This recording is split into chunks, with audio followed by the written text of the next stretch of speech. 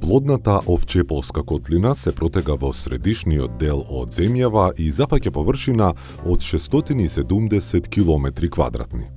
Се наоѓа на надморска височина од 200 до 400 метри и лежи на сливот на Свети Николска река, во најголем дел влегувајќи во составот на општините Свети Николе и Лозово. Овчеполието е втора по големина житница во Македонија, а своето име го добила поради големиот број стада овци кои тука се одгледуваат и презимуваат, користејќи ги поволните климатски услови. Освен сточарството, Овчеполието има и развиено полјоделство, што од своја страна овозможило да се развие и прехрамбената индустрија. Подрачјето изобилува и со рудни богатства, а според некои истражувања, во средишниот дел се пронајдени извори на нафта и газ.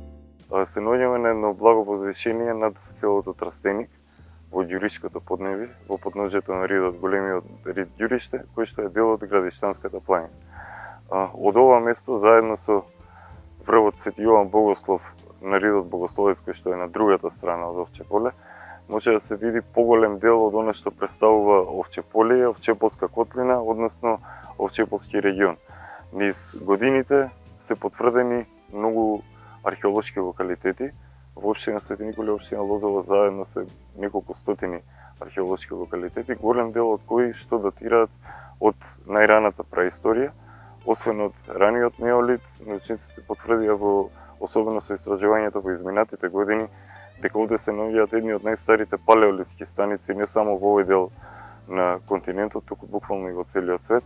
Во Македонија старите неолитски населби овде се неколку уште на најстарите карти при тие истражувања, а постојат скоро на секој рид остатоци од раноантички, доцноантички локалитети, но и многу, дури би рекол, видливи символи од она што представува рано христијанство, но и подоцнежниот период средновековијата.